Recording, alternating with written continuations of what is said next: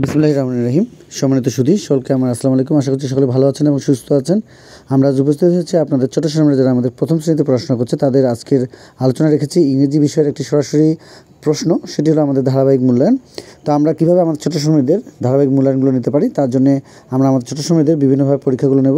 20 বা 10 বা 30 বা 40 এ ধরনের বিভিন্ন নম্বরের ভিত্তিতে আমরা তাদেরকে ভেঙে ভেঙে পরীক্ষা নেব এবং তাদেরকে কীভাবে উৎসাহ দিতে পারি। এই কারণে আমরা যদি তারা দেখি যে পূর্ণ নম্বর পেয়ে থাকে, অবশ্যই আমরা তাদেরকে এক্সেলেন্ট জব বা ভেরি ভেরি গুড এই ধরনের বিষয়গুলো দিয়ে তাদেরকে আরও উৎসাহ প্রদান করার চেষ্টা করব। তো দেখে দেওয়ার চেষ্টা করব আজকের অল্প সময়ের মধ্যে 20 নম্বরের একটি প্রথম শ্রেণীর ইংরেজি পরীক্ষার প্রশ্ন।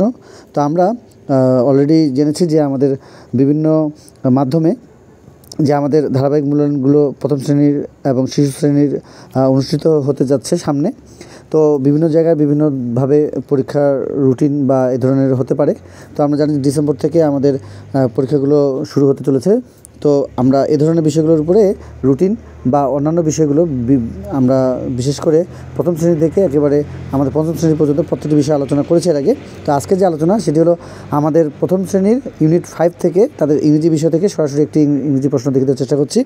তো যেটি থাকছে প্রথমেই যে ডু বেঙ্গলি এ মানকি, একটি বানর, হোয়াট ইজ ইয়োর নেম, তোমার নাম কি, এবং এর সাথে আমরা যেটি পেয়ে যাব যে হোয়ার আর ইউ, তুমি কোথায়।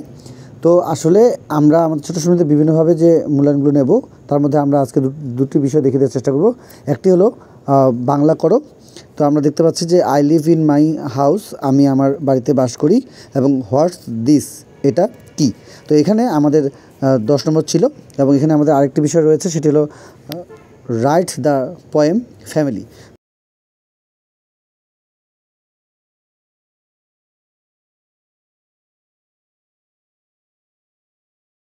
তো এই পোয়েম বা এই রাইমটি আমরা দেখে দেওয়ার চেষ্টা করছি। সেটি হলো যে father mother brother sister grandpa and granny too. Father, mother, brother, sister, grandpa and granny too. We live and help one another as all loving families do. তো এখানে 10 নম্বর ছিল, তো আমরা তাকে 20 নম্বর দিয়ে দেব। তো যেহেতু সে সম্পূর্ণ আনসারগুলো সঠিকভাবে লিখেছে, তো দেখে দেওয়ার চেষ্টা করেছিলাম আজকের এই প্রশ্নটি। সকলকে অসংখ্য ধন্যবাদ।